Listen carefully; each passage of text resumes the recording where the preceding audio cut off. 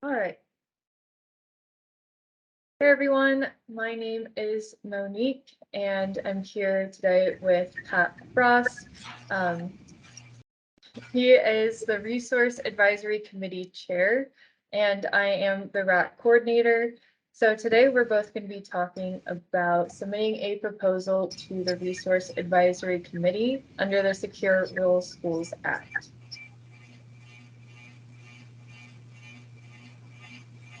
So before the Secure Rural Schools Act became into place, it started with the Act. And the Act came out in May 23rd of 1908. And this act essentially provided a portion of Forest Service funds received from grazing, timber production, special use permits. And they took those funds and they took a percentage of them and distributed them to counties. And out of that act, counties, specifically rural counties, were able to fund different programs. So out of the act came the Secure Rural Schools Act. This came out in 2000, and this essentially allowed communities to use fundings on payments that were broken down into a few different categories, including Title I, Title II, and Title III funds.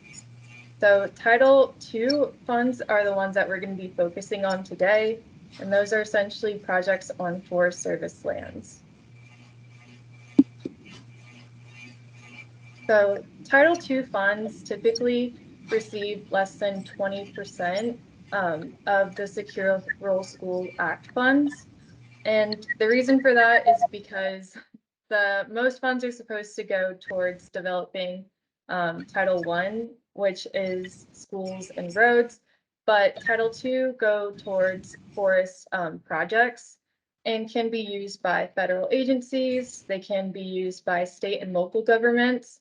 They could be used by private and nonprofit entities, and they can also be used by landowners and tribes. So these Title II funds are allocated to the Forest Service, and then how we spend those funds is determined by a Resource Advisory Committee. And that Resource Advisory Committee is what me and Pat both are a part of. So some things that the Resource Advisory Committee will vote on are RAC projects, and this is what y'all are applying for. So these are the projects that are considered under the Title II funds. And these are essentially what we want to make sure that those funds are being directed towards. So improvement of existing infrastructure maintenance, implementation of stewardship objectives that enhance forest ecosystems, restoration and improvement of land health and water quality. Projects, in addition, must comply to all federal laws and regulations. And we also want to make sure that projects are consistent with the applicable resource management plan and with any watershed or subsequent plan developed pursuant to the resource management plan. So essentially that just means that we want to make sure that all plans are consistent with NEPA regulations if they cause any sort of land disturbance. And if they're on state property, we want to make sure that they're consistent with CEQA guidelines as well. So RAC projects, the funds can be used for projects that have a broad-based support and objectives that include, but are not limited to, road, trail, and infrastructure maintenance or obliteration, soil productivity improvement, forest ecosystem health improvements, watershed restoration and maintenance, wildlife and fish habitat restoration, maintenance improvement, noxious and exotic weeds control, and native species reestablishment. So this is a list of all the projects that we would like to have any project proposals meet one of these objectives. However, project proposals can get creative. They could meet these objectives in a variety of different ways. Some projects that we've done in the past have included summer camps that are oriented and that get kids outdoors, and that educate kids on being outdoors. And then there's also other projects that we haven't yet seen in the past 2 years, but could also be considered, and that's any fuel reduction projects as well. But those are just an example of objectives that or projects that meet the objectives, but kind of do it in a roundabout way. So when submitting a RAC proposal, we want to give you a few step-by-step processes of what you should do. And first step is that you want to review the Title II of the Secure Rural Schools Act.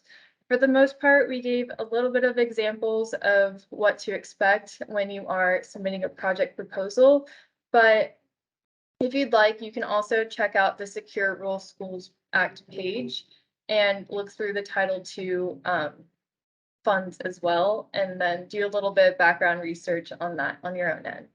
Then step 2, you want to identify an existing project need or future project need. So this could be on Forest Service land or adjacent lands, but identifying a need would be the most important part. And then if you have questions at any time throughout step 1 or step 2, you can reach out to Pat Frost or myself, and our emails are provided on the page. And then step 4, you want to develop a project proposal by reviewing the project proposal form instructions. In a moment, I'll let you know where to find those. Then last thing, when you are all finished and you want to submit a project, then you want to submit that project to Marla Walters, and she is in the Trinity County Resource Conservation District. And when you submit that, she'll be able to then give that to the Resource Advisory Committee to review. So this is what a project proposal form looks like. This is only the first page of a form. The most important part of this form is going to be the version of it. You want to make sure that the version is October of 2020. There's no updated version at this moment, but this will be important because it has all the relevant information that the RAC committee will be looking for at this time. Project proposal forms will open on Monday, August 15th, and we'll give a 45-day period where project proponents or applicants can revise their projects and make sure it's ready to submit by the deadline of September 30th. In addition, if you have any questions throughout the process of developing your project proposal, we want you to check out the Trinity County RAC FAQs. All of these questions are developed from the Trinity County RAC themselves, and in addition to that, we are able to receive more questions and add to it, but right now we're still in the process of finalizing it. So this will be posted on the Shasta Trinity National Forest page at the same time when the applications open, and that will be by August 15th. So this is a resource slide, and I understand that y'all may not be able to click on these links right now, but I do want to show you where you can find the Shasta Trinity Advisory Committee site, where you can find all the forms to create a project proposal. So I'll just walk you through that right now.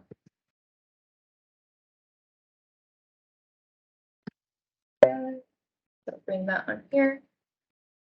So this is on the Shasta Trinity National Forest page. If you want to look up this page, you can just type in to a Google search engine and you can do Shasta Trinity National Forest.